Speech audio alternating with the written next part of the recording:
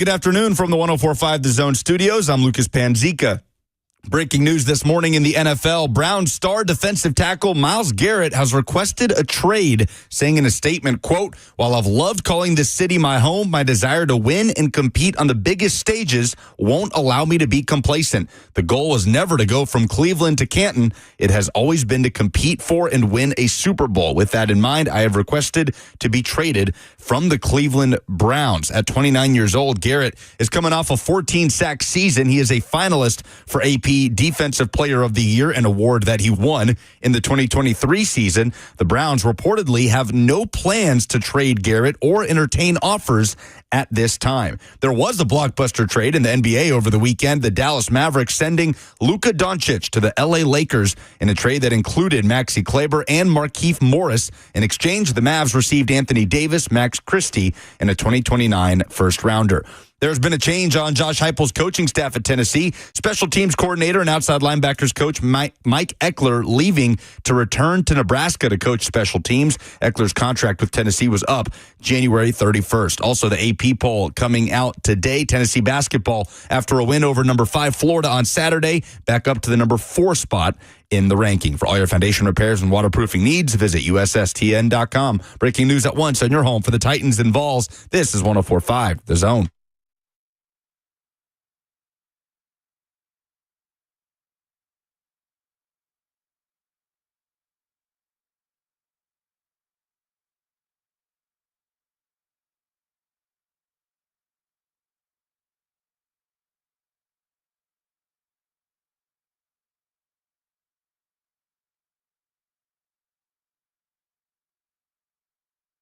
Cover 2 with Blaine Bishop and Zach Lyons here at 105 The Zone, powered by All Four Seasons Garage Doors, 615-737-1045. You have any questions about the Senior Bowl, if you're interested in talking about Myles Garrett to the Tennessee Titans, which will never happen.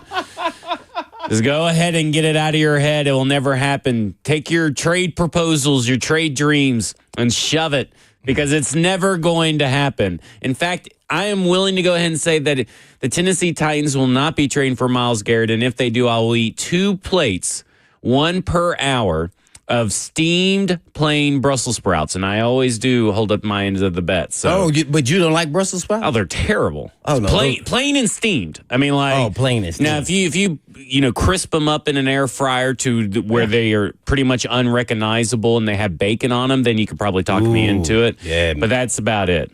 I like Brussels sprouts, man. They're good for you. I know they're nasty, but it's you'll find out as you age that they're really good for you. But to your point, I completely agree.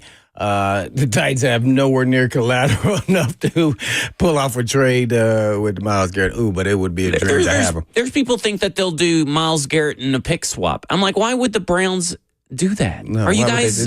Aren't they the second pick? If they're the second pick, yeah. You would have to give up the first round pick and then like some to get Myles Garrett. Bananas! Yeah, we got bananas in there now. They keep it so dark in there. We can't see, man. I can't flag you down or nothing, man. But like this idea that you could trade. You could do a first round pick swap and then throw in a second and a third, and then maybe you get a 5th back for Myles Garrett. No, that's not how trades work in the NFL. You don't get the benefit of it.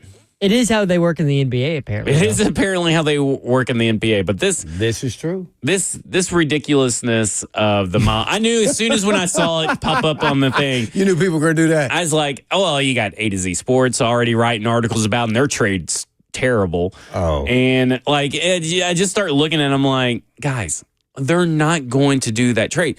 What they're going to do... He wants to trade to go to a playoff contending team, right? Yeah. Well, first, yeah. That's your first hurdle. The second hurdle is that once they trade him, that Joel Bitonio will likely retire after that because he doesn't want to go through a rebuild, he said, because that signals rebuild time. Mm-hmm. And then you're going to have to probably work some magic with Deshaun Watson's contract and Jack Conklin's contract to get some cap space. Then the trading team also has to give him a 4-year, $130 million extension because he's going to want that, even though he's got 2 years left on his contract. So you're being a realist instead of being a dreamer. Yeah, I'm not a dreamer today. Dreams were shattered and left broken in Mobile, Alabama. Listen, after the NBA this weekend, anything is possible in anything. Because you're talking about the NBA, which I don't know how the heck that the Lakers now have. They have a cornerstone. They have a cornerstone. You got to look at the history of the NBA. How do the Lakers always get some great player in a trade? Go back through the history. Go look it up. I mean, it's almost like the NBA wants them to be good. I don't understand it. Well, maybe they just want them in a big market. But, and also, like, I don't know. Of all places, not only do you trade him to the Lakers, Luka, man, golly. but why would you not shop him around? That's the thing that kills me. Like, okay, you're gonna trade Luka. That's fine. Why wouldn't you at least make it known across the NBA to start a bidding war? Oh my gosh. It was a no-brainer. I had no idea who the GM was. What's his name? Nico Nico Harrison? something is all I know. But guess what? He's no longer going to be there after this year. Yeah. Let's go back. I'm like, man. I just need Cleveland's GM to just call Nico Harrison and be like, yo, give me some tips on how I can trade players for absolutely nothing. And then do that with Myles Garrett to Tennessee. That's like a trade you get proposed when you have Luka. 25. Okay, so like if I was in a fantasy NBA league and I had Luka, someone is going to make that trade proposal, and I'm going to look at them and I'm going to laugh and say, "Guy, get serious in the fantasy football league He should have got fantasy basketball league." What Khalil Mack got? What the Bears got for Khalil Mack? Yeah, I am just floored. This whole Luka thing was a big talking point on the way back from Mobile. Like, we couldn't believe that they didn't even inform the head coach. Tried calling Luka at like 3 a.m. apparently. I don't know if that's actually real or not. Oh, wow. But trade him to the Lakers and also not even let anybody else in the NBA know. Like, that to me is the worst part. That right there. Here's the thing. That means you know that this wasn't on Bubba. Well, did he not even tell the owner? Like, you're going to the owner. I think so. You would think so. And if I was the owner, I would look at him and go, okay, here's your chance to, I hear that what you just told me. You have your chance to take it back, because if you want to do this trade, I'm going to have to fire you. Yeah. Because you obviously have no clue what you're doing. Well, I think that, I'm going to say this. This may not justify them trading him, but behind the scenes, through people I know, say that Luka doesn't take care of his body. And I can remember this last year, or whenever year they made it to the finals. Was that this past year? Yeah. That they had to take a beer can out of his hand in the hallway after a game. And shame on them. Right. And so, shame on them. Yeah. But here's what I'm getting at. Over the last 2 or 3 years, they were telling him about his health, and he continues to have strained muscles. So that's from drinking, dehydration, as well as his diet, as you see at the beginning of the season. So they're saying, man, this guy's he's not going to do right by us. The last 2 or 3 years, we need to cut our ties now and see to get the most value. To your point, then they should have made it known to everybody that this is possibly something that could happen. I don't know if that was justifying what they did, but because he's a superstar and he's a great player. But that's my thing. He's been fat his whole career. Why are we trying to change who he is now? No, I ain't say fat. Well, I'm saying fat. I know you're not saying fat. I'm saying fat. I said diet, and when I say diet, I'm not talking about just his weight. I'm talking about what he's putting in his body. But that's why I'm using it as a generalization. Drinker is what I'm really getting at. Oh, good for him. Right. Well, because guess what? He's a heavy. If that's the case, he's a heavy drinker that's putting up 30 points a night. But here's the whole point. You're missing it. Over time, that's not going to last. Over time, his body will break down. I don't care who you are. I'm sure it will eventually. I don't know. And I'm talking about, as we've seen the last 2 years, he's had some strains in calves and muscles that then he misses games. And then they're saying, okay, let's do a better job. So it won't take till he's 30 when his body starts deteriorating. It may happen sooner because he's not taking care of his body. I will guarantee this. I don't know. I will guarantee this in 5 years when he is 30. We'll still have said that he's same old Luka, does not matter about his health. Well, maybe, but we will not know what he's doing on the other side of that. Well, I think we'll be able to tell because everybody's going to talk about it because nothing keeps stay secret. Because nobody's talking about it now. Because everybody's talking about the weight now. Well, I know the weight, but they didn't say his drinking though. They ain't saying that. Well. See, exactly, because that demeans a superstar player. So that's never going to come out. That is part of this equation. But if he gets healthy regardless of how he does it. Right. That, I mean, that's love too. Puts better things inside his body, and maybe some of it's a lack of absence of bad things in your body. That, we'll be able to know regardless. What you got, Jackson? You've been trying to horn yourself into this show since you got back late from whenever you came from. You had to go tinkle. I did. So there were similar, not exactly the same, similar knocks on Anthony Davis when he was traded to the Lakers. And I don't think there is a better person for him to be paired with for these type of issues than LeBron James, who is 40 and is still 30-point triple-doubles. I don't think there is a better person for him to be paired with these type of concerns, issues, stuff like that, than LeBron James. Yeah, but Anthony Davis, are you talking about drinking and partying issues? No, he's talking about just the injuries. Yeah, because, that didn't change when he got to the Lakers. Right, there was him taking care of his body and stuff like that. Yeah. I just think he's injury coming out of New Orleans. Yeah. He's like T. Higgins. He's just injury prone. He's always going to get injured regardless. Well, I just always wonder when you grow like he grew his senior year in high school, like 8 inches, how much his body really never adjusted to that. And that's why he has these ongoing, always like nagging ankle, elbow. I mean, all the different stuff he's had. It's just always lower body mostly. So I just wonder, because I think he takes care of his body. Nobody's saying any of that behind the scenes, but the results are they both miss games. Yeah. I would say AD actually misses more games. Oh, he misses way more games. Yeah. I think it's a terrible trade. Yeah. For Dallas, for the Lakers, not so much. Well, we'll see. I mean, we'll see if it gets them over the hump, because that's what they're trying to do is get, themselves over the hump. But I just don't have faith in the Lakers right now. Maybe that's a little bit of the Grizz fan coming out in me, but, screw the Lakers, screw the Lake Show. Oh, the Lake Show. Yeah, especially LeBron James and that Dalton Connect guy that they had it. The whole reason they're trading for Luka is because Dalton Connect couldn't cut it in the NBA so far. Hey, there's it came out today. It came out today that the Mavs originally wanted Dalton Connect. I think you're trolling people here, man. Dalton Connect's done a fine job. What is he averaging? Do we know his numbers there? Jackson, you the one could say you the Lake Show, and you don't even know his numbers, Jackson. Oh, I do not know the I'm gonna strip the T off your numbers hat. from No Dalton way. Connect. Yeah, I don't think the Mavericks won anything in this trade. I see Football Fred said that both sides won, in his opinion. I don't know what they won. I mean, other than they won the award for looking like the stupidest idiots in all of sports. They got that award. They won. We're stupid. Dalton's averaging about 10 points a game, shooting about 45% from the What's the exact numbers? 9.3. 9.3. It wasn't 9.8. It was 9.3. That, rounding down, that's, round down. 10 points a game. Yeah, that's 9 points a game. If you, Tennessee education showing up. Hey, once you get past 6, you round up to 10. No, that is not how that works.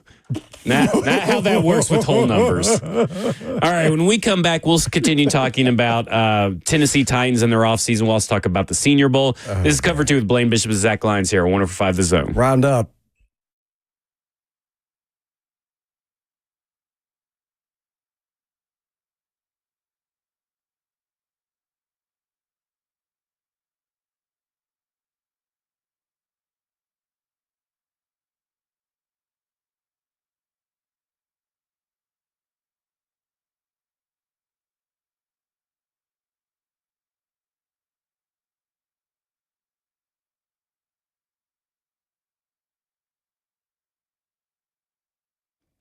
For many of you who have lived here a long time, you already know Eurofix has been in Middle Tennessee area for European car repair needs now for 26 years. We've all gotten to watch them grow. And I don't know about you, but I love watching a hometown business take off. Well, we're now proud to announce the 5th location in Mount Juliet for Eurofix on Mount Juliet Road, right across the street from Dairy Queen. And Eurofix can serve you in Franklin, Hundred Oaks, Murfreesboro, Belmead, and now Mount Juliet. Pretty cool getting to watch a small-town mechanic starting in the barn of his backyard of a single-wide trailer and now grow to 5 locations repairing thousands of cars each month. And at Eurofix, you get a 3-year nationwide warranty and a free loaner car with every repair appointment. And all you have to do is just give them a call at 844-EUROFIX. That's right, 844-EUROFIX. Or you can visit them online at myEurofix.com. That's myEurofix.com. But always tell them Blaine sent you.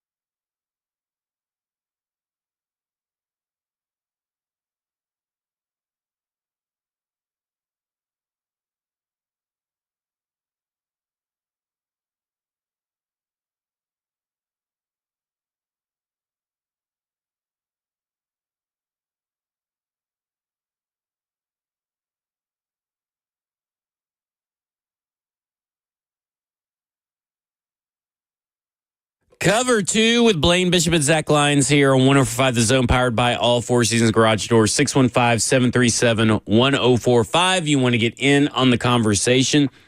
And Blaine, I know we talked about Luka and the trade from, between Dallas and Los Angeles and all that kind of stuff. But, just so people know, the whole Myles Garrett, trade thing, I almost think that it's not going to even happen. I think that they're going to work out an extension, lower his cap hit for the Browns, keep him as a Brown for life. Because, he means more to them probably than most of the teams that could probably take him on. Because you're going to have to give up draft capital, so you have to have a rookie quarterback. So, a lot of people think Commanders makes a lot of sense. You're talking about in reference to the Titans. Yeah, well, the Titans, it's a non-starter. Well, the Browns don't have to give up any capital. No, the teams that are trading for him obviously have to. Obviously. I don't know. The price will be really high. Yeah. Maybe he's leveraging this to get her a better contract, to your point. Yeah, that's what I think, because I think that list of people that can really take on his contract and give up draft capital, and I think is very slim. I think what you're going to see is that, everybody's interested. Oh, you said, what's the price? Hello? And then they hang up. And they're done. And then you're gonna see a few contenders, see if they can kind of swing it and all this stuff. But at the end of the day, only a few select teams can actually make that move. And so I come down to the Commanders as a team that could do it. They have a rookie contract. Yeah, I saw they were third in salary cap space. Yeah, so they have the space. But they just saw that they had a really good draft class. Do you want to you make the move kind of like how the Texans last year made all those big name free agent signings, and they spent a ton of money on Azeez Al-Shaair, Danico Autry, went for Diggs, ended up getting Joe Mixon. They went all in Danielle Hunter. They made all these moves in hopes of capitalizing on C.J. Stroud's rookie contract. So the Commanders make a lot of sense. And I think that's a place you could do it. And the good thing is for them is that they got the contract, they got the draft picks. The good thing for, Cleveland, they don't have to give up anything other than Myles Garrett. Right. But at the end of the day, I think it's just going to be one of those things where we're going to talk about it. It's going to be the most annoying topic of the offseason. And then all of a sudden he's going to sign an extension and stay a Cleveland Brown. Because that's usually how these things work. Yeah, I like the Commanders' idea being that they're third. Also saw it was a couple other teams that had winning records that were just like the Commanders. I wouldn't be shocked if Philly becomes part of that mix, which is really interesting to me. They like game-changing moves like that, and that's what they do, especially if they feel like it impact the entire game. So he's kind of that player. Must not forget he was the number one pick of the draft. Oh, yeah. If anybody defines talented. The term generational, I think Myles Garrett was the last generational pass rusher. Again? Or no? Well, I'm sorry. What was that? Win Defensive Player of the Year again? They haven't announced the awards yet. Okay, yeah. So he's super gifted. So, I wouldn't be surprised. But I wish we could be in that position where, just adding a piece like that could take us to a whole nother level. But, no, we're not in that situation. And the Tennessee Titans are in a position to change their whole outlook of their franchise at the number one overall pick. And everything that you've heard come out this weekend for Mobile, where it's just a lot of gasbaggery, it feels like, is like the Tennessee Titans, Cam Ward is number one on their radar. Most teams expect them to take Cam Ward and all this kind of stuff. Tennessee Titans have heavy interest in Cam Ward. Have they ever seen him? That's what I'm saying. They haven't even met the kid yet, as far as we know. Yeah, but everybody's saying he's the number one overall quarterback, which means he's the number one pick. And I think it's just lazy analysis, lazy dot connecting. It's not to say that won't be the case, but nobody right now, including the Tennessee Titans, has a 100%.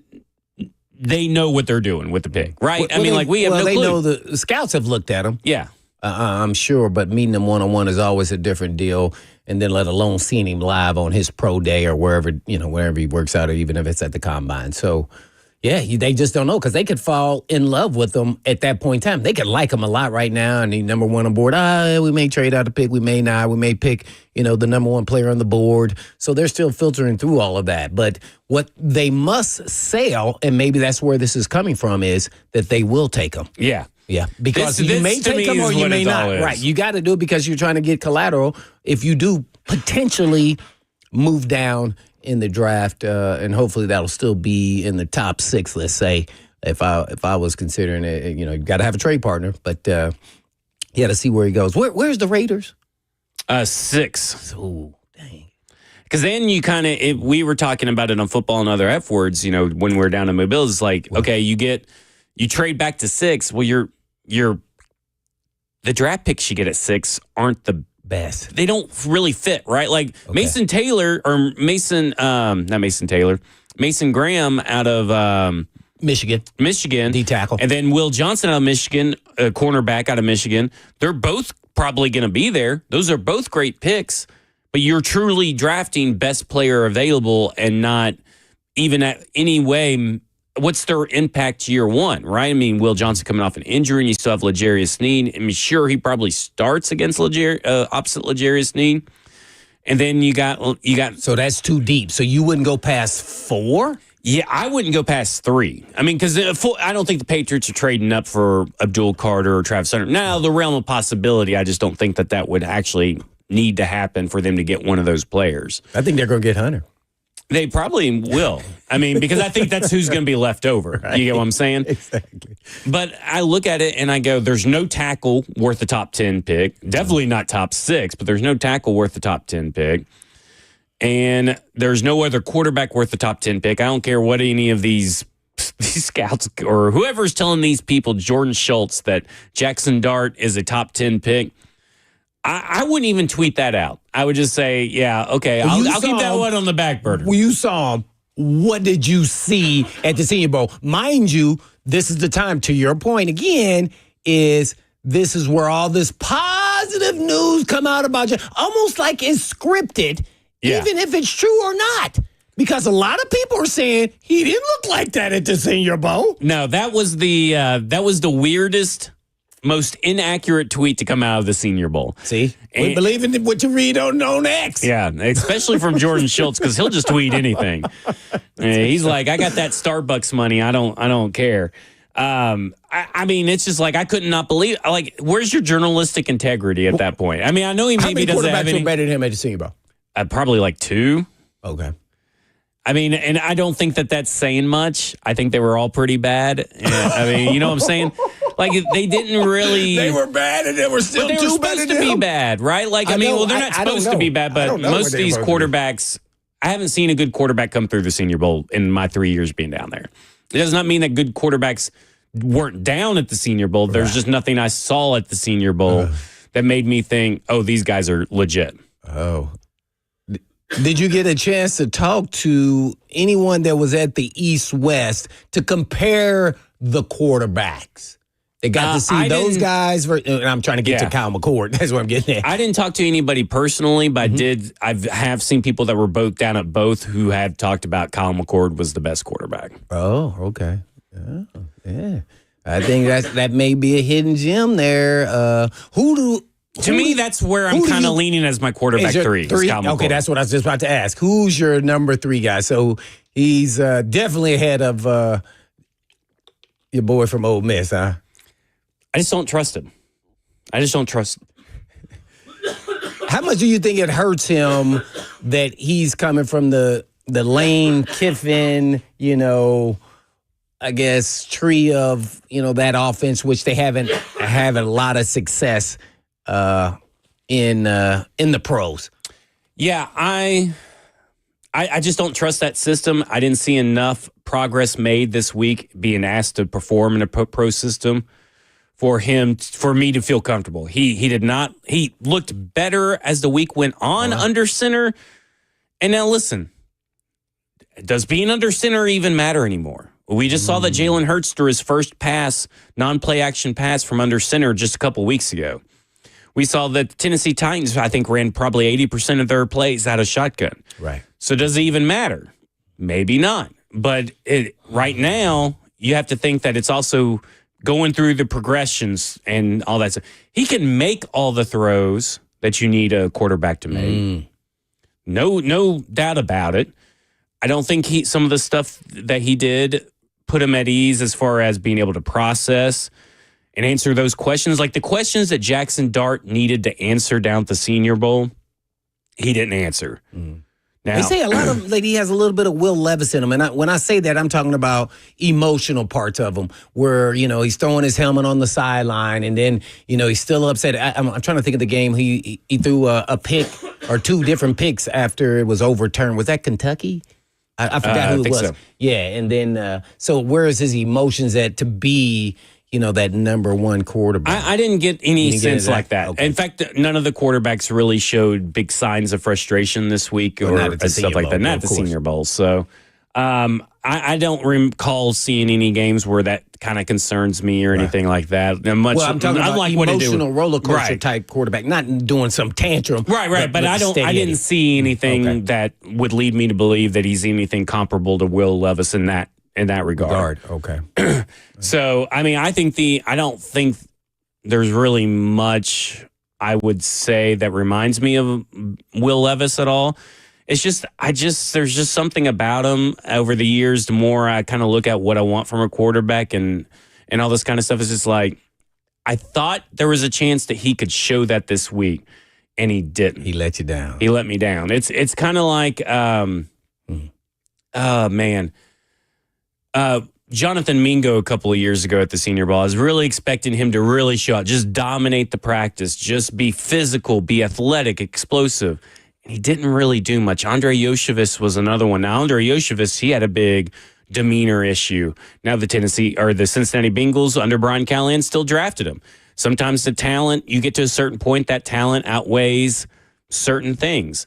But like Andre Yoshevich had a terrible body language kind of week at the Senior Bowl. So you do see that from some players. And Yoshevich was one of the guys that really sticks out in my mind. He just kept getting more and more down in the dumps every time. So, that's always interesting. Did the quarterbacks improve as the week went on? Because who else was there with Dart? Milroe, was he there? Yeah, he was there, right?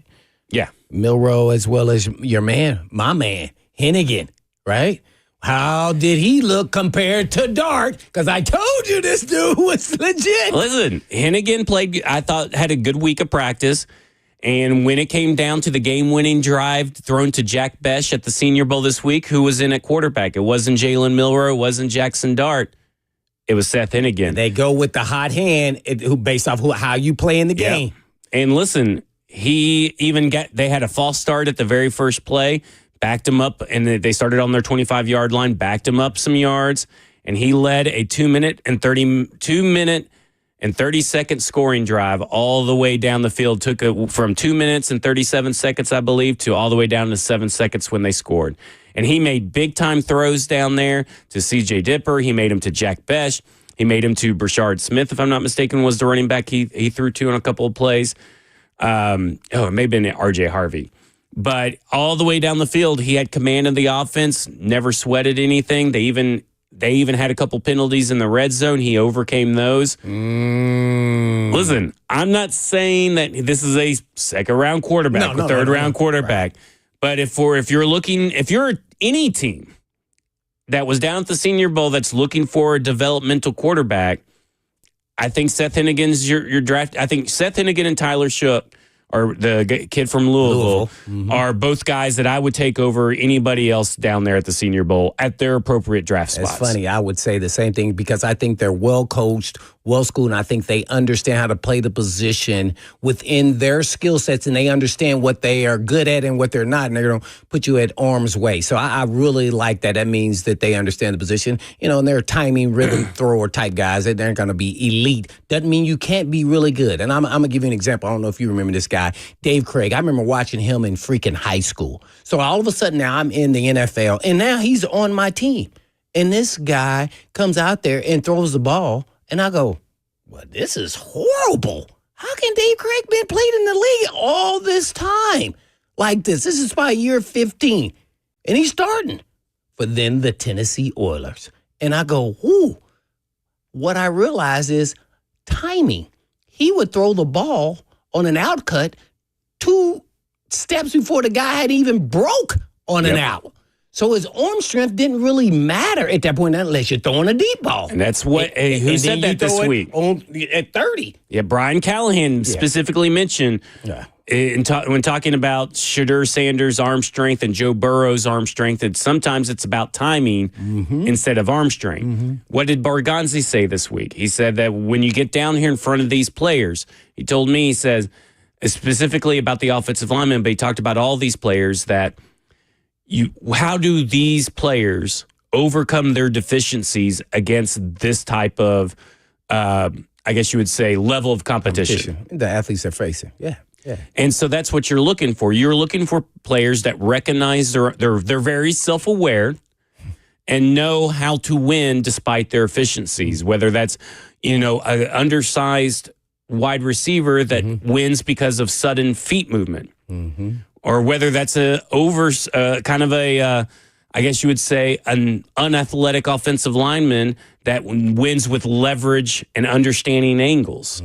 So it's all about that stuff, and that's what they look for down here at the Senior Bowls. That stuff that you think you may see on tape, or what you're talking about when you're analyzing these prospects, but really when you get down to it and hear them explain themselves that they understand what they're doing. They're not just going out there and kind of lucking into it, right? Right. Of course. They understand I have to do these certain things to overcome my deficiencies. And then and you're looking at a guy who understands that completely, because that's exactly what I did. So when I'm watching players, that's why I value the smarter, understanding guy. Maybe the not top of the notch super talent, but if he doesn't have the brains with it, he becomes then that other guy. And the other guy's going to beat him because he's going to beat him with his brains. Right. Over time, like over 10 reps. Hey, he's going to win 7. That guy's going to lose. I was one of those guys, so I completely understand that. I probably said that multiple times, but hearing it from a GM is a little bit different. Hearing it from the coach, right? Too. Hearing from the coach, right? So I think they understand what they're looking for is actually able to get those guys when you're picking at the heat of the moment, right on point. You only got 2 minutes, 5 minutes, 10 minutes, to pick your guy. Because if you recognize it, 90% of the league is going to recognize it, right? Know. And so that's why you see so many busts. They go for the super athletic guy with the first round, even though they're like the production doesn't match up. They said eventually it will. That's what they do. That's what they do with the quarterback. Right. Well, eventually he'll figure out. Maybe he doesn't spend our schemes, but his ceiling's so high, he will get there. And that's what they do with these freak of nature top, 10 picks of a draft, and everybody else is kind of behind that, and really good players, and some better. I mean, it's like Anthony Johnson or Richardson, right? Anthony Richardson. Yes. That's why. A lot of the ceiling, the intangibles, the athletic traits, you are willing to the Colts were willing to overlook all of that and chase. They're trying to chase the ceiling. They're trying to chase the best possible outcome of what Anthony Richardson could be without maybe really understanding what he's likely going to be or what he may end up being. What you view as a ceiling may never be attainable. But sometimes you have to take that risk if you have that conviction that, okay, we know what we need to fix about player X. So we expect the coaching staff to be able to fix what is wrong with player X. And that's really, to be honest with you, easier said than done. Yes, in the NFL. It's not just as simple as, well, I expect my coach to do this. My coach should be able to do this. Because if not, why did I hire this coach? Got to have a willing partner, though. You got to have a willing partner. The player better be all in on that. And he better listen. He better have that work ethic. He has to be coachable. And they think that they got that in these certain situations all across the NFL, right? I mean, it's not just Anthony Richardson. You can go back to the 80s, and there's situations that come up like this. At the end of the day, you just don't know what you got unless you have a very, very thorough process and you ask the right questions and do the right things in your vetting process, because all you can do is mitigate the risk. You can't eliminate the risk. Yes. Yeah. So that's right on point right there. So yeah, that was great stuff. You got down at the Senior Bowl. I'd love to talk about when we come back, this new technology. We didn't get to get into it last week, but what was the technology they came up with? Did you say some of these? I forgot what the name of it was. Well, they were using the Zebra Motion Works. We'll talk about that. I'll tell you what that is and that company, how long it's been around, and what it does with the NFL and what it does down there as well. When we come back, this is Cover 2 with Blaine Bishop and Zach Lyons here on 105 The Zone.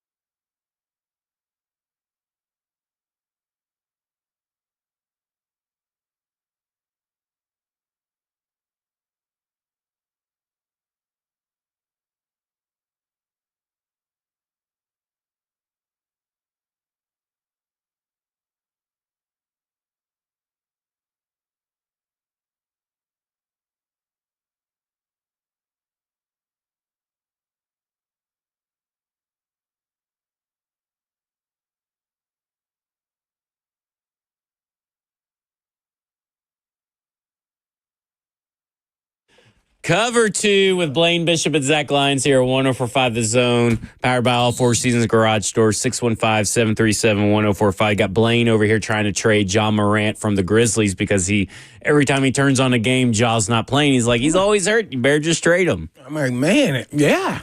I mean, man, I can't imagine I would have paid my ticket. And every time I go, he's not there. Man, I'm driving 3 hours. I will say this. Nobody would show up for the games, probably. Yeah, no one say this. If you thought the Dallas reaction was bad, because they started picketing and the game yesterday outside the stadium. Oh, I didn't see that. It'll be much worse in Memphis. Did you guys see the two guys brought a coffin with the Mavericks logo on it, saying that this was the death of the franchise? Oh yeah, they're taking it hard. They're taking it hard down there. All right, so I also not only interviewed Mike Bergonzi, which you can see that clip here on the 104.5 Zone YouTube channel, 15 minutes one-on-one with him. I also talked to Dominic Russo of Zebra Motion Works. Now, Zebra Motion Works is the company that has the microchip in the ball, that has the microchip in the shoulder pads for not only just the Senior Bowl players down there. They've been down there for a few weeks measuring all kinds of different things for NFL teams. But it's also what Next Gen Stats uses during the NFL year. So what is it actually? So when I say average separation yards, right? The shoulder pads measure.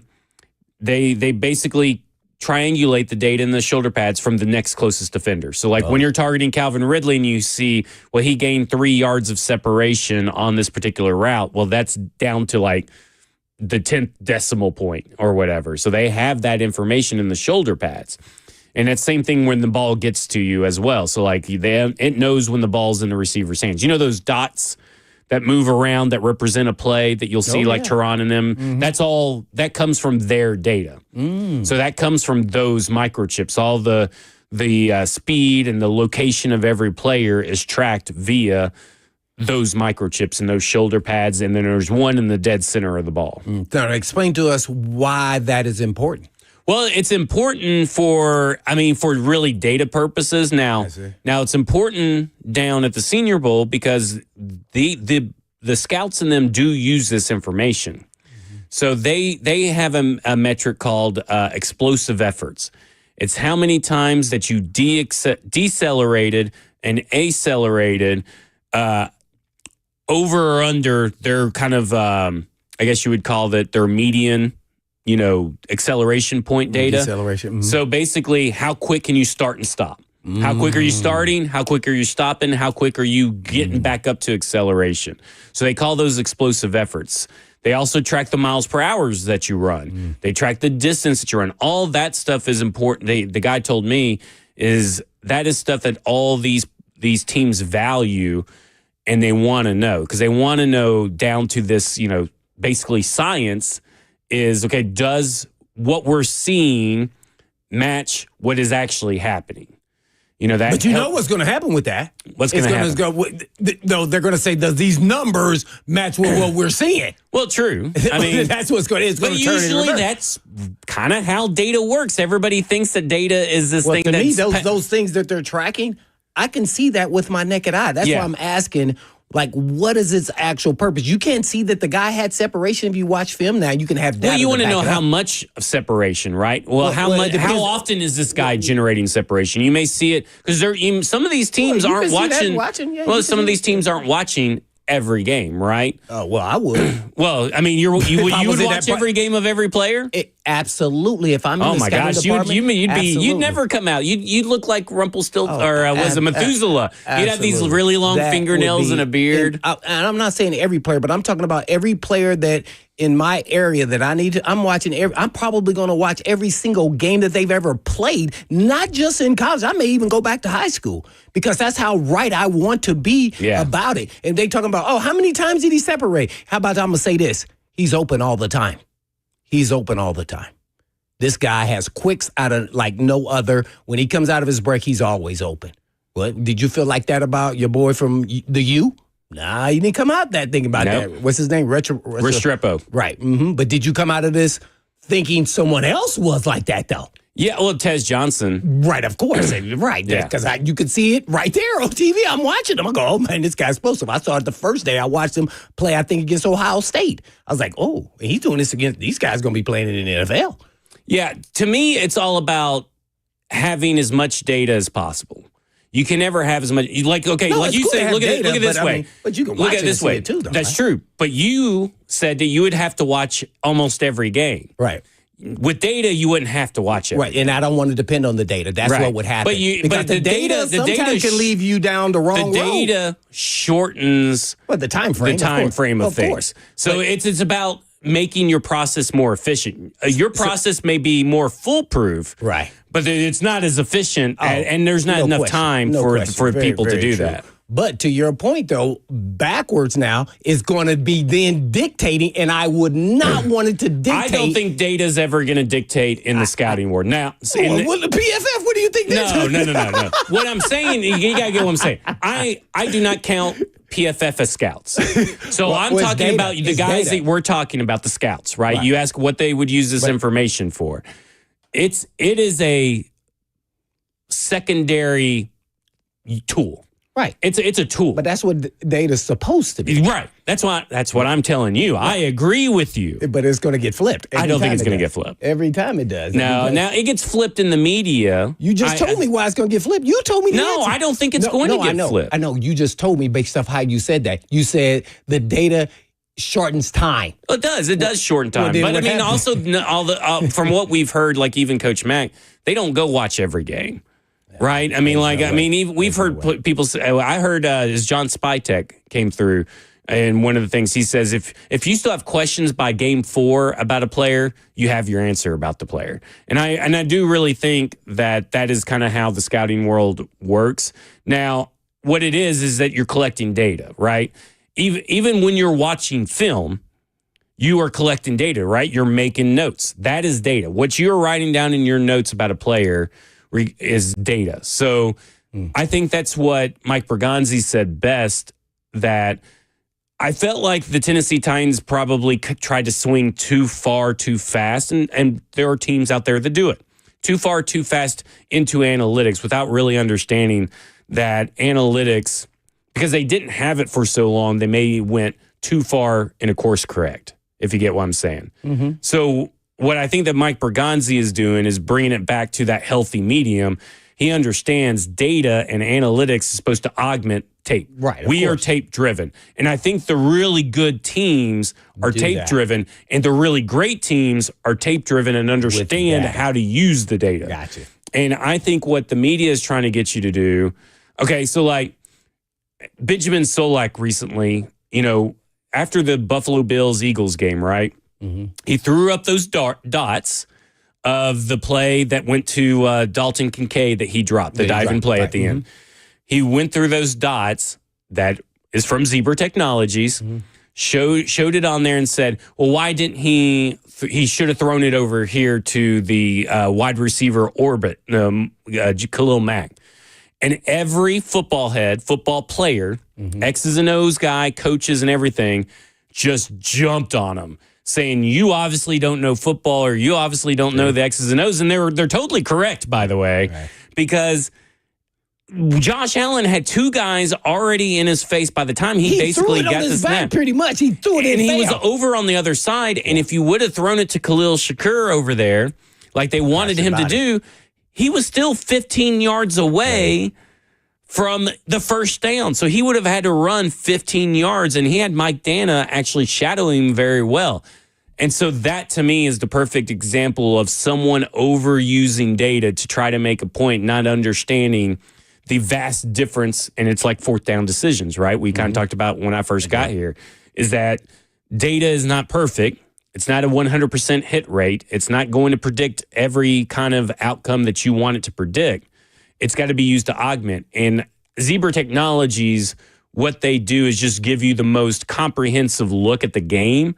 Because, I mean, the microchips can measure so many different things, and they can analyze and formulate so many different things that, yes, you could see that on film. It's just like now you're trying to use that information as a part of your evaluation process with also on film. So I think they should put the microchip in the football. So when they got one in the football, and I asked him why they don't have one on all throughout the football for the chains. And he says, you don't understand how long it took us to even get one in there because it affects the flight of the ball. It affects all that kind of stuff. So you have to get the microchip design just right. And if you're going to move the microchip to an end, then you're going to have to adjust the size of the microchips and figure out the right size to not affect the football. And then also on that, it doesn't account for when your knees go down. So you still have the knee issue. It'll tell you the ball's over here, but is your knee down? It doesn't solve everything. I don't know if it ever will. We'll have to see. And then you're going to have to get them in your knee pads. We'll talk more about the Senior Bowl. We'll talk more about why I don't think Cam Ward ceiling in the NFL is a top 5 pick. We'll talk about all that. This is Cover 2 with Blaine Bishop and Zach Lyons here in 105 The Zone.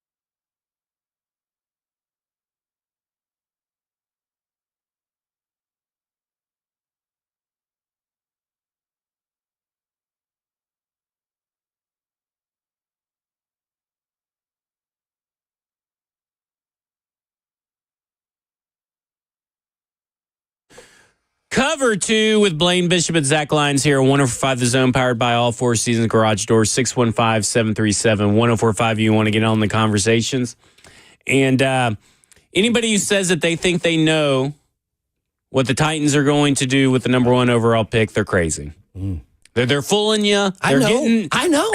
You know what they're doing? I know absolutely exactly. All right, tweet it out. I want you to tweet it out right now, Jackson. Blaine Bishop is about to tell everybody that he knows. No, see, you didn't let me finish. See, that's it. I know exactly what I have no idea that they know. Yeah. There you go. I know that they don't know.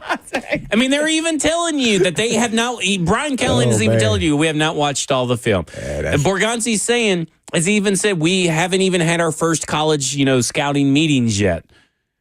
Nobody knows what they're going to do. They've met Shedeur Sanders. Oh, they love Shedeur Sanders. Oh, what a surprise that they love a prospect. Here's the news. Here's the breaking news to me.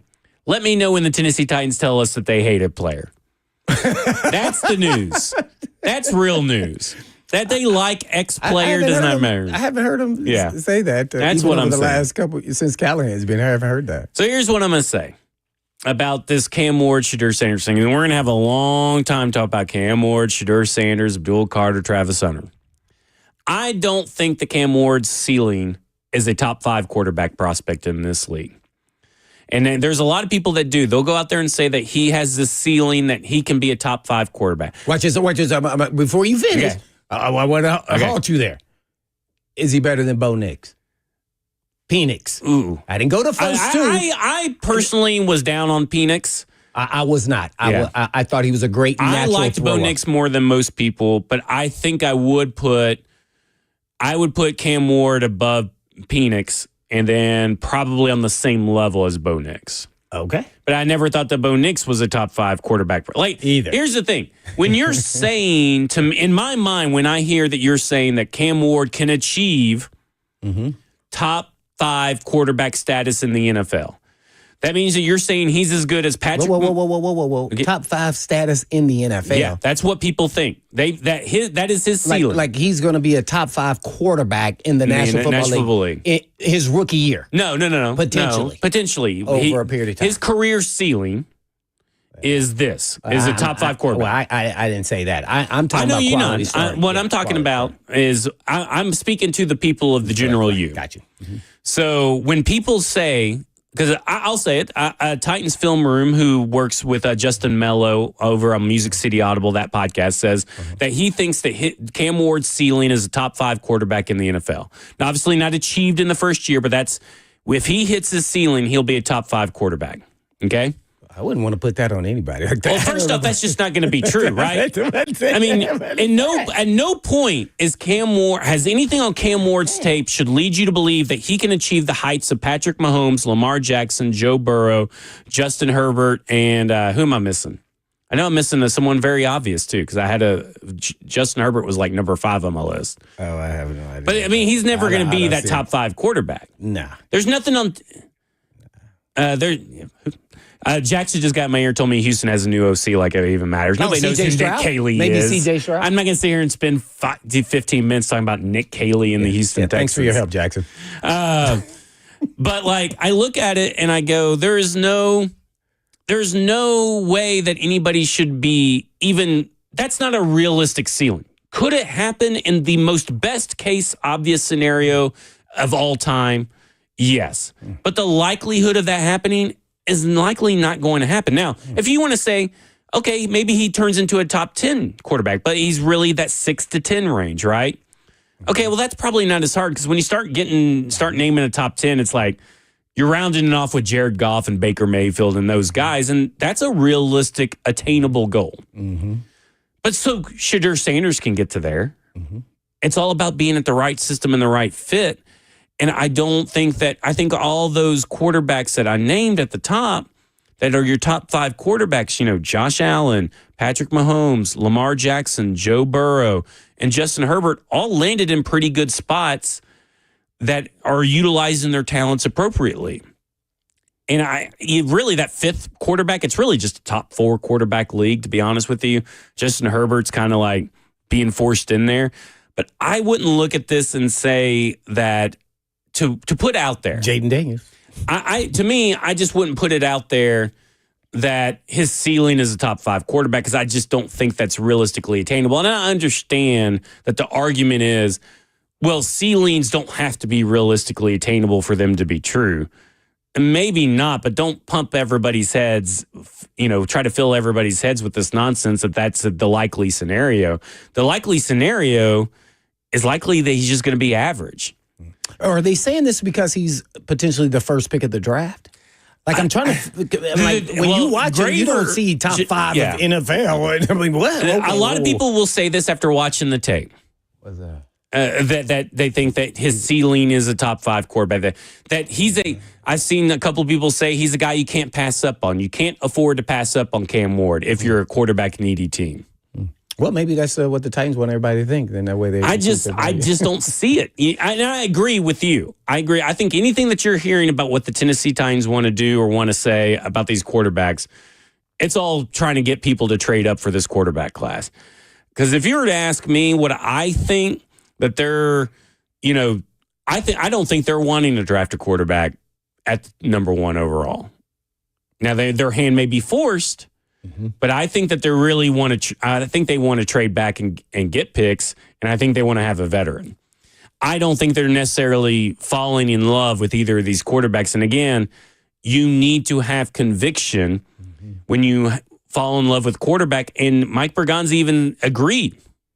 He agreed that at the end of the day, drafting a player of a position because you have to have that position leads to more of a disaster level result than it does just, lead to success in the NFL. Yeah.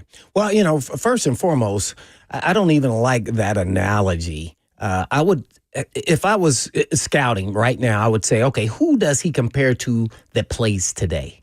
Shador, Cam Ward, who does he remind you of, or in the past that you've scouted? That then takes you to say that he's going to be the top 5 quarterback. I mean, all of those things, those are all inflated predictions. Yeah. To me, if you're scouting in the scouting department, first thing they do is kind of match up what a guy looks like and what he will frame like in the NFL, just as an actual starter. So that's never where you start, at least the guys in the scouting department with that. So I don't even know who I would compare him to. But you've said over the whole time before the draft, even the process even started, that, both of these guys were first round picks. Mm-hmm. So obviously they have good talent and they put in the work and they deserve to be where they are. Now, would they be the number 1 or 2 in last year's draft and everything else? Maybe, maybe not. But they are a top 10. That's why I was asking about Penix, Knicks. Where do they fit if they came out last year? They would be right in the mix, probably outside of the top 2. Right? That's kind of how I view them. Yeah, I would say that they would probably. A lot of people want to say that they would put them behind all those quarterbacks that went in the first round. I don't think I personally would have. Mm-hmm. Now, again, I'm not saying that they aren't worth a first round pick. Right, they are. Because they definitely are. Yeah. I think the people who say that I got them graded out in the second round, well, then you need to fix your grading system. I know some people have said that, and I'm like, man. I think you need to fix your grading system. I don't know about that. But it's all really what it comes down to is, again, looking at the negatives of these players and what do you think you can fix at the next level? Because their games do translate. They have skill, right? In varying degrees. Yes. Cam Ward has the athleticism, the arm, the leadership that translates and plays in the NFL. Mm-hmm. Shador has the leadership traits, the cool, calm collectiveness, the accuracy, the timing. Mm-hmm. He has the stuff that plays at the NFL. Both these guys have high time to throws. Both these guys have plays that happen that put their team in bad situations where they have to overcome them. Neither of these teams played excellent competition. Or neither of these quarterbacks played excellent competition on a consistent basis. So the big differentiator, and it's kind of like this is a pick your flavor kind of quarterback, is that do you want to go for the high attainable or the high ceiling, right? That guy. Do you want to go for Cam Ward in that regard? Or do you want to take someone that's maybe a little bit more Jared Goff and CJ Stroud, right? Like, I mean, there's a lot to Shadur Sanders' game that reminds me of those two quarterbacks because they do take some unnecessary sacks. Even CJ Stroud takes some unnecessary sacks, but they are all about timing. They're all in the right system. They're all about anticipation throws. Cam Ward is more like, okay, if the play breaks down, well, he could probably run it for 10 or 15 yards, where Shadur Sanders is trying to create, something by keeping his eyes downfield. So it's like they have similar knocks. They're just not presented in the same way, in my opinion. I wanted you to give me, after the break, the percentages of quarterbacks that go, let's say, after the top 10 in the first round and second round, as we know, Will Levis. How much success do they have in the National Football League after they get drafted? If you go after top 10, 15 in the first round or early in the second round. Okay, I'll try to find that during the break. I can't promise it. If not, we'll just have to table it off the top of your head. We'll have to table that for later. I may be able to find it. We'll have to table that for later. This is Cover 2 with Blaine Bishop and Zach Lyons here on 105 The Zone.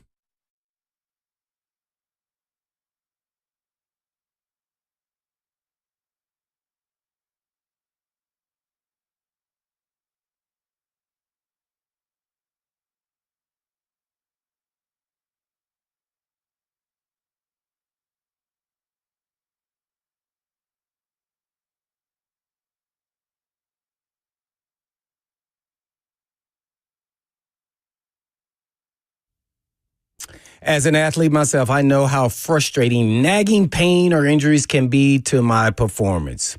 So if you have a nagging pain or injury that has been keeping you from fully enjoying your favorite sports or activities like golf, tennis, whatever it is, now is the time to finally take care of it. And the winter is here, and it's time to make sure that spring has arrived and that you are happy. And Edge Peptide and Hormone Therapy has multiple regenerative treatment options for treating, healing, and recovering from your injuries or pain. And Edge has everything from PRP treatments to stem cell therapy. And Edge focuses on your body's natural ability to heal, and the ultimate goal is to always avoid surgery if possible, just like I did with my shoulder. So reduce joint pain, inflammation, promote tissue repair, and even improve mobility and function. So the new year is here, so should be healing, and Edge is here to help you achieve that. So call Edge for a comprehensive consultant to create the perfect treatment plan for you at some of the most aggressive pricing you'll find in Tennessee. So spend this month restoring so you can thrive for the rest of the year. And all you have to do is just go to edgepeptide.com. Yes, that's edgepeptide.com, or you can give them a call today at 615-724-1878. That's 724-1878.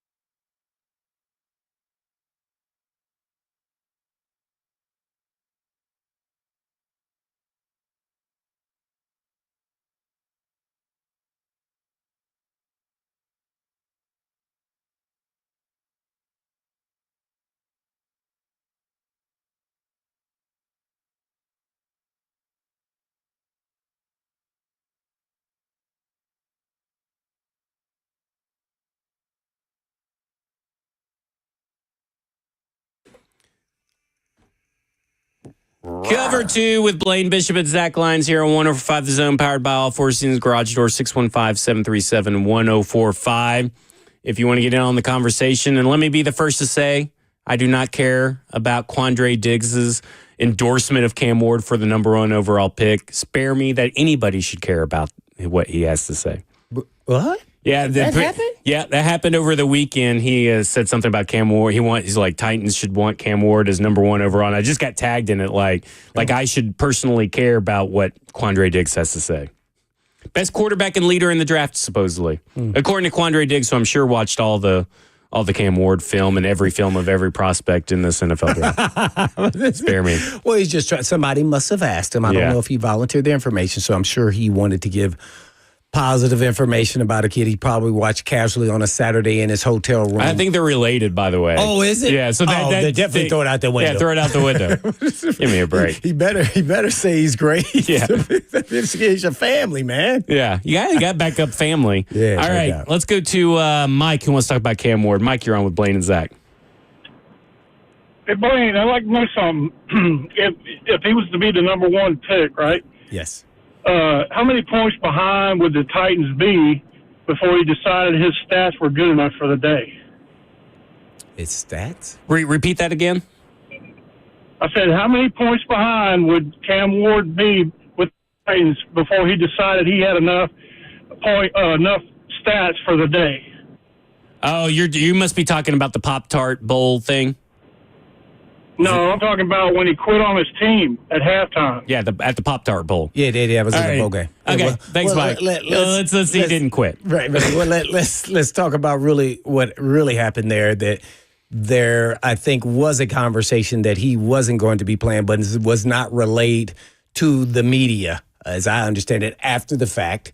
And even the coach, I think, didn't admit to that till after the fact. So I'm not sure if that was the case in a bowl game.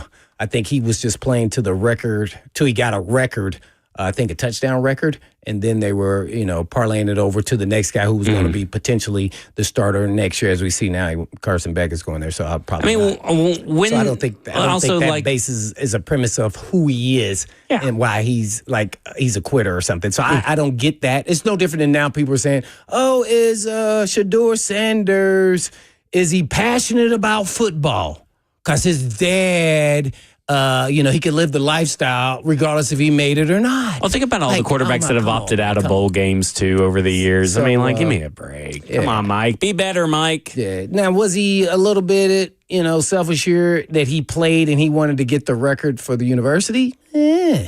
Maybe so.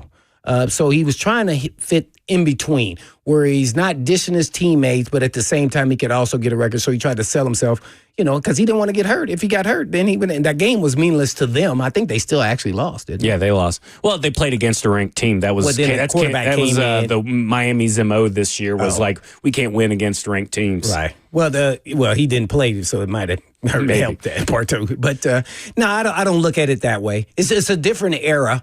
If I want to stay old school and be stubborn and be like, oh, no, you got to play for your teammates and this and that. Yeah, but the whole part of this whole equation of playing in all-star games and bowl games that don't count. Should we be past this now? Yeah, we with all the bowl opt-outs that we've seen over the years. If it was a top 12 team and ranked and they're playing in one of those bowls, that's a different story. And think about all the teams. I think someone else brings up a good point. The teams have rested starters and ahead of the playoffs. Right. It's really no different than that, is that he's resting for, the next level. And we don't know. The coach may have told him, hey, man, I need to get some reps to see if this guy can actually play for us or be a starter for us. Yeah, I don't know how the conversation went. So I'm real, slow play to some of these guys who are in college now when the decisions are made and what they really were and weren't. Before you try to jump on them. I will say this. I would encourage everybody to watch more than just the Pop-Tart Bowl, by the way, when you're doing your assessment of Cam Ward. I think he did. If he did just that game, he's phenomenal. Yeah. But there's other games you got to, start paying attention to. But I get why if somebody's just now watching that game, it's like, dang, where'd the guy go? He just quit on his team? Right. Yeah. 615-737-1045 is the number if you want to get in. So at the end of the day, the question then comes back around to, do the Tennessee Titans force quarterback? Because I don't really think that first off, this isn't a Tennessee Titans take. Just in my general opinion, if you're not in love with any kind of player, you should not force that player onto your team. If you're not in love with that prospect, you should not be drafting that player. If you are not in love with that free agent, you should not be signing that player just because you need a player. That's how, you end up with certain players just in bad fits. You got to find the right fit. Now, that's not to say the Tennessee Titans don't view these quarterbacks as the right fit. They entirely made very early in the draft process for both the coaching and for Mike Bergonzi himself, who pretty much admitted in his opening presser, hey, we don't really need a quarterback. I haven't been watching these quarterbacks very well over the Kansas City Chiefs. I'm just now getting familiar with them. So at the end of the day, we do not need to just pigeonhole the Tennessee Titans into drafting a quarterback just because, A, you like one of the quarterbacks as a fan, or B, you think they need a quarterback, because they may not need a quarterback by the time this rolls around. Yeah, or they may still draft a quarterback as well as sign a free agent, veteran quarterback or trade or whatever may happen there. So you got to be open. Remember, free agency is first. I know we're talking a lot about the draft because it's, have to do research and all these different players and bowl games and all-star games and everything else. So we just don't know where this is going to go, but it will be very interesting. And you must remember, whether you love the quarterbacks or not, the Titans must sell that they are going to take a quarterback. It is a neat position, but they also need to do that because if they decide to trade, you want them to get as much value and fill as many holes as possible. They may have to play their hand if they, get a veteran quarterback. It still doesn't mean they won't take it with the first pick, though.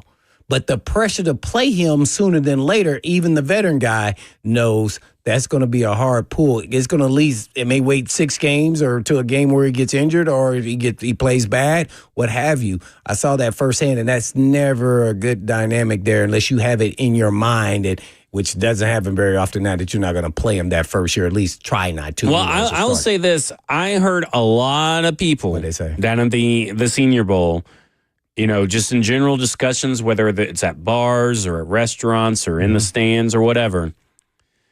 I've kind of been of this sentiment where it's like, even if they draft a quarterback 1 overall, Cam Ward, Shedeur Sanders, doesn't matter. With the free agent. Whatever quarterback they have, they better have a free agent to start day 1, week 1, or at least one good enough to make them earn the spot.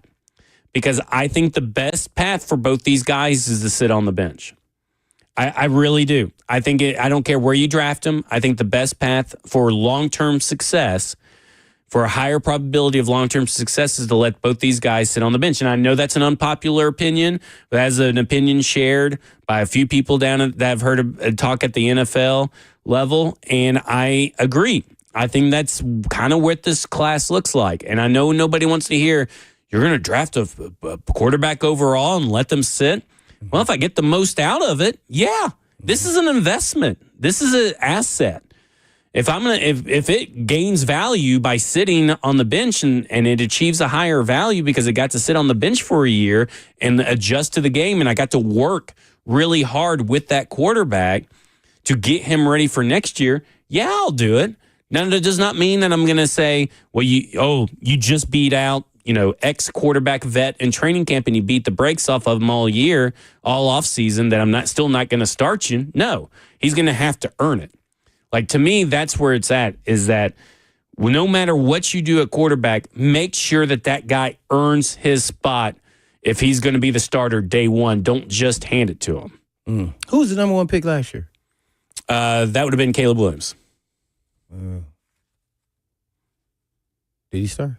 Well, he started, but he was a better prospect than both these quarterbacks. You get what I'm saying? No, I get. Here's what I'm going to get to is, and I completely agree with your whole premise there. I wish it could. And I'm just talking about these specific two quarterbacks, right? But here's what's going to happen, and I think people are being very unrealistic when they say that, and that is, soon as the veteran quarterback falters, the fan base and the media are going to go full bore, play the number one pick of the draft, and the pressure will. You saw it with bust Will pipes. Levis here. Right, exactly. So it's going to happen if those things happen to a veteran quarterback, if he has this little bit of a slump or throws a pick or two that loses a game or he gets nicked up and injured, doesn't start, then you say, okay, we're going to make him the third. If he eventually plays, however it happens, injury or not, and then they're going to say, we just need to keep with him.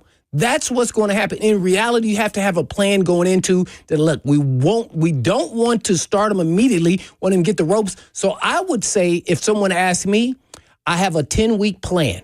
If he's not ready come week 6 through 10, then we'll keep moving along with our veteran quarterback until he is ready. But I'm not going to say I'm just not starting my number 1, 2 pick quarterback of the draft. Would it be great to let him sit and learn? Absolutely. But now, in this day and age, it just doesn't happen. That's why I'm asking. I don't know if a number 1 or 2 pick, regardless of what draft it is, the pressure is still going to be there to play that guy, and that's who the fans are coming to see. See, I'm more, I guess, I would look at it as I'm just saying I understand what you're saying, and I understand that's the reality of the NFL. Right. But I also am thinking, it could definitely help the quarterback. I just think that maybe the NFL needs to start reassessing. And you kind of wonder if maybe they didn't get that hint a little bit from the Bryce Young fiasco. I don't know. But I kind of look at it and I go, man, I sure would like to learn from everybody else's mistake and give my pick the best chance to go.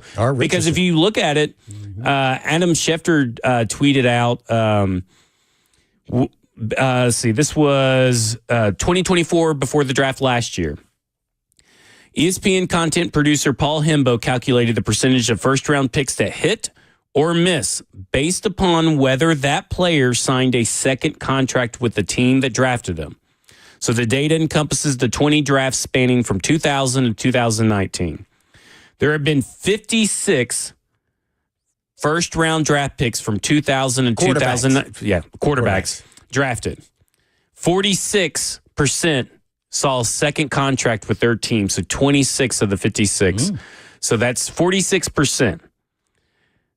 So my plan with sitting them is to try to make sure that 46, I fall into that 46% range. And I think that is the best way. It's unrealistic. I get it.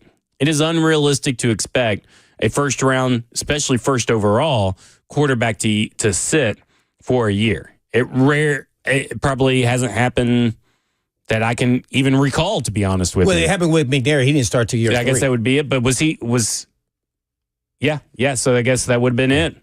And guess what? I was a teammate and saying, why the heck McNair playing? Especially when we started signing guys off the street and they still were playing them. They were like third string guys. It's like, hey, man, we're already bad. How bad can we get? Guess what? We can keep being bad as long as he's gaining experience along the way. And so that's kind of how I view it. So what do you expect from the Titans this upcoming season? Right. To be a competitive playoff contending type team, or I don't know. I guess it really depends on who you ask. From 3 to 8 wins. And so then you miss out on development. Now, some people are going to go on the other side and say, well, you can destroy him. Well, guess what? If he gets destroyed, then guess what? He wasn't a dude.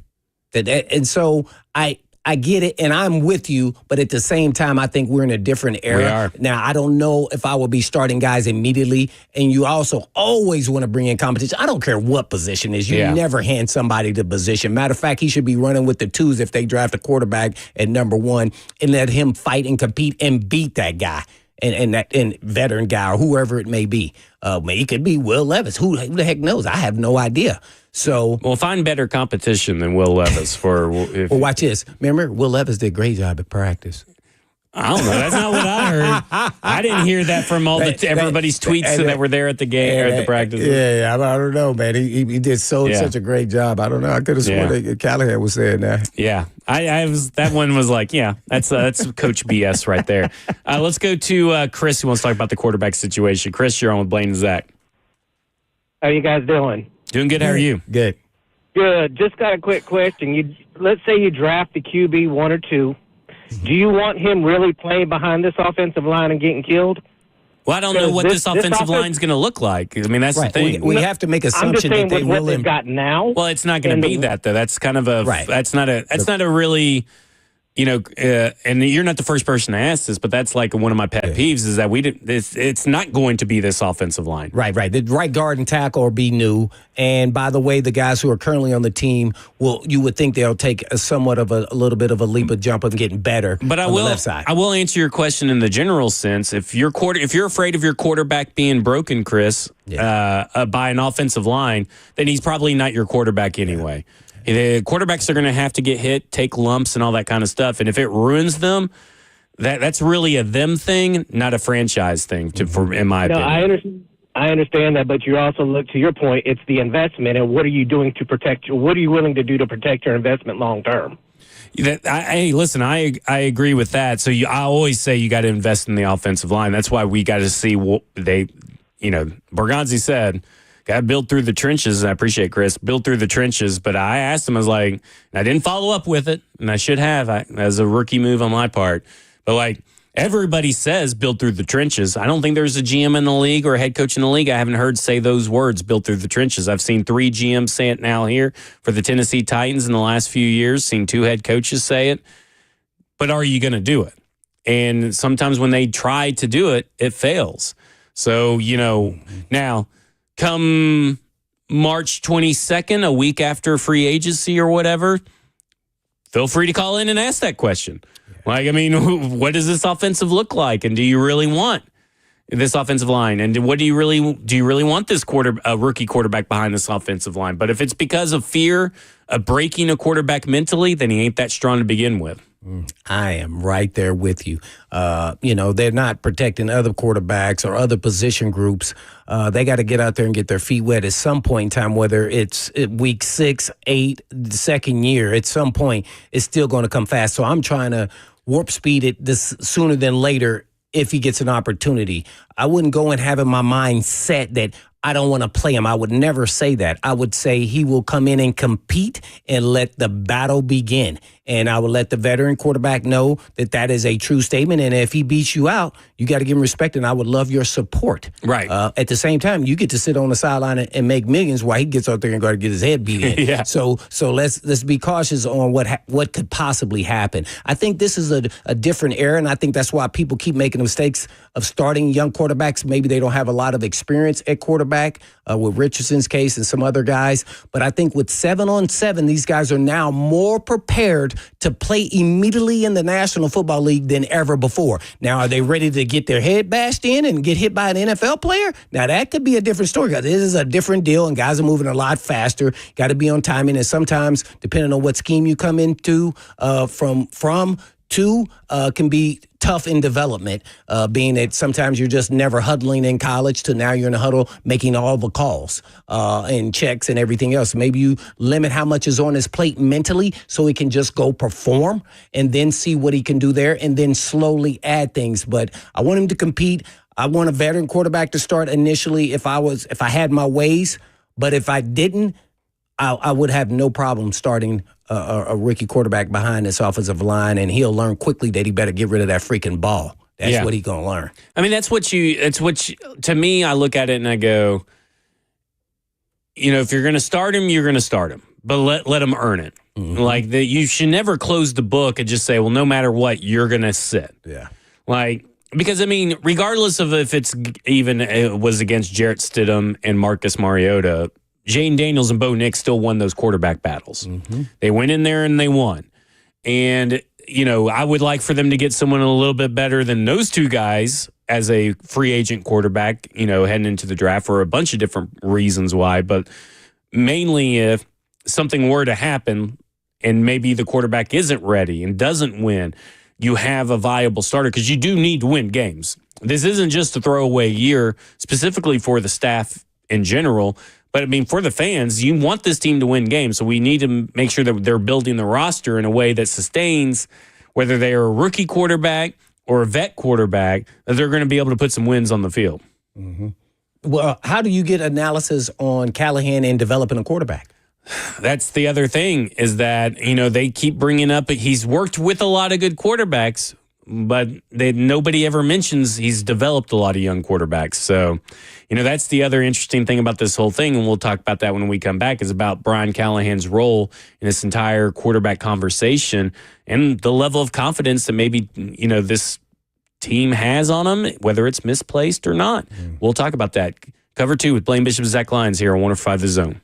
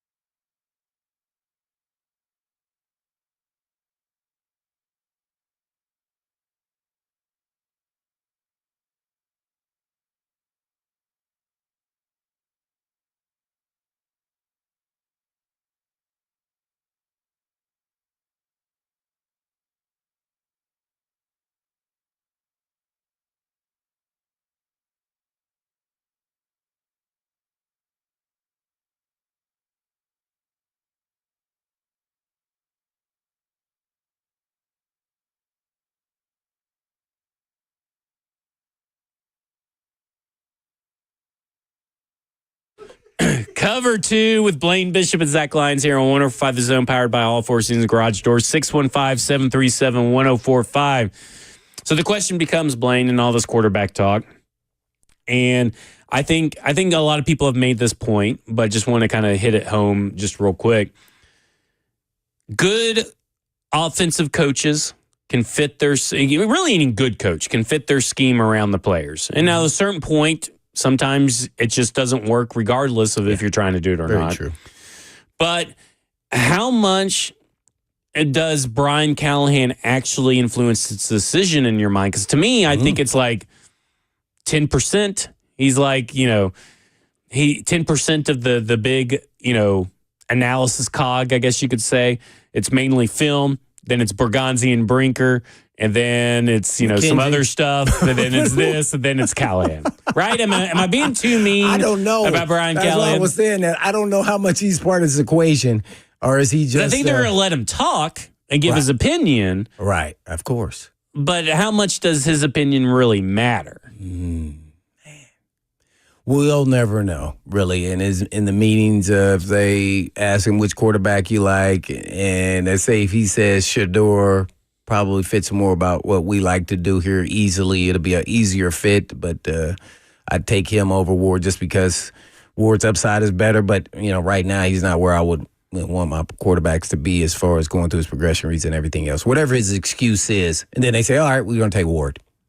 Okay, so how would you feel if you're a head coach and that's what happened? Well, that's the thing is that do you even express your opinion if you're the coach? I mean, do you kind of play it middle of the road, say, hey, I can make it work with either of them? That's what I would do. I mean, because that's kind of what you need to do anyway. You need to have that open mind because you never know how the draft shakes out. Well, if you trade back to 3 and that team that traded back up to 1, they decided that they were going to take the quarterback that you liked. Well, could you make it work with the other one? That's the one that we all loved. So it played well for us, and his job is going to depend on it, right? Oh, yeah. His job depends on the success of no matter what quarterback that they draft. But I mean, if you bring in a free agent veteran, the quarterback's not going to play. Maybe it doesn't matter. I mean, that's what I'm saying. I think that really that's probably the path that Brian Callahan prefers the most. Bring me in someone that I know. If we hear that Matt Stafford is truly available, will you guys go trade for Matt Stafford for me? I've worked with him in the past. So what are you going to give up to get Matt Stafford? I don't know. Matthew Stafford, a great player, by the way. But that sends a totally different message about how you feel about the season, right? You think Matt Stafford wants to come here? Well, he may technically not have a choice, but probably not. But we have to give maybe he wants to be close to family or something. Well, Atlanta's all filled up. That could be true, but do we have the collateral to even get him? What would it take? A 3rd-round pick? I mean, what? Like, man, I'm not trying to give up any picks this year unless we get something and we trade a player, a current player on the team, and we only know so only a handful of them are worthy of trade for. I mean, then will they want Harold Landry? Maybe you got. If you traded Harold Landry for Matt Stafford. You guys are the LA Lakers in that scenario. You got the better player out of that deal. That will never happen. They would have to add a pick and another player or something with Matthew quarterback. Come on, man. Hey, let me ask you a question to close out the show.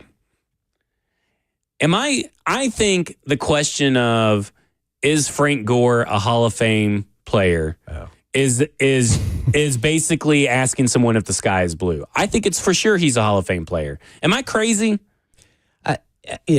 I would say his body of work speaks for itself, man. I mean, I think a lot of times people feel like you have to be this super gifted, talented player off the charts, and he was a really good player. I just don't think people viewed him as some off the charts athletic prowess. But coming after 2 ACLs and to do what he's done in this league, man, I think 5'9", by the way. I think he's bona fide Hall of Famer. Well, I think Fred Taylor should be in. There's a lot of guys. I'm like, hey man, I don't know who they were playing, but I was playing. I know who was good, and this, I don't know, man. Some of it's a little political, I guess. I think that's my ball knower question. Like for me to figure out if you're a ball, if you know ball, and running back though. If you know ball, is whether you or not think that Frank Gore is a Hall of Famer. Because I think Frank Gore is an unquestioned Hall of Famer. He's number 3 all time. In fact, he was number 4 all time back in 2018. Yeah. And he played till he was 37. Watch it. Okay. But I'm going to say this. And got 600-something yards at 37 for the New York Jets in 2020. His body of work speaks for itself. Here's what people say to me every time I say that he is. I didn't know you were going to ask me this question. Yeah. What team did he make better? See? Yeah, I think every team he was on. And they're going to say, no, he didn't make any of them better. They didn't make the playoffs. That's what they'll say. See, that to me is just crazy. I said, man, how many years did he play? I said, 15 years in the league at running back? I said, hey, man, that's not by happenstance. That's not an accident. This guy was playing probably the most physically dominating position where you're getting hit every time you're out there and you get the ball. I said, I would say he is. Now, is he a first ballot? Now, that's a whole other that's a discussion. different question. Right, but he should be in at some point in time. I'm sorry. Back in 2018 when he became the fourth all-time leading rusher in NFL history. 4.4 yards per carry. Emmitt Smith, 4.2. Walter Payton, 4.4. Barry Sanders, obviously the best of the best, in my opinion, 5. Yep. Curtis Martin, 4. Like, to me, it's a no-brainer that he is a Hall of Famer. Man. And people want to use, he's a stat compiler. This is what I heard this weekend. He's a stat compiler. Mm-hmm. Well, hey, let me tell you something. Every Hall of Famer compiles stats. Because they played a long time. Yeah. Yes. Why isn't him going... So, by the way, me and Stoney on our way home yesterday spent about 2 hours just yelling about this topic. We're old men yelling at clouds. He was on the other end of that? He's with me. Oh, okay. But we're yelling about the other people like we cannot understand. He goes, don't get my blood pressure raised again in the chat. Man. But like to me, it's like, why are we using that as a hindrance or a con that he played for 16 years? That's a pro. Yeah. He averaged 1,000 yards a season. That's hard to do in the NFL. Like, I don't understand this idea that, and I think what hurt him the most is that he played when LaDainian Tomlinson played, when Adrian Peterson played, when, Priest Holmes and Larry Johnson, like guys that were really flashy, but two of those guys that just named Priest Holmes, Larry Johnson, they didn't have the staying power. Yep, and they're not in Hall. Yeah. And people don't. And they people view him just like him. Yeah. People don't appreciate the greatness of what Frank Gore was over the course of his career. So I knew you would be, because I knew you're a ball knower, so I knew you'd be a Frank Gore Hall of Fame guy. Yeah, I think that's a no-brainer, man. To accomplish what he's done over that period of time. Yeah. Easy. It's easy. It's easy. Easy decision. 3HL's up next. This has been Cover 2 with Blaine Bishop and Zach Lyons here on 105 The Zone. Enjoyed being back. Enjoyed talking some football here. See you guys tomorrow. And in the meantime. And in between time. Peace.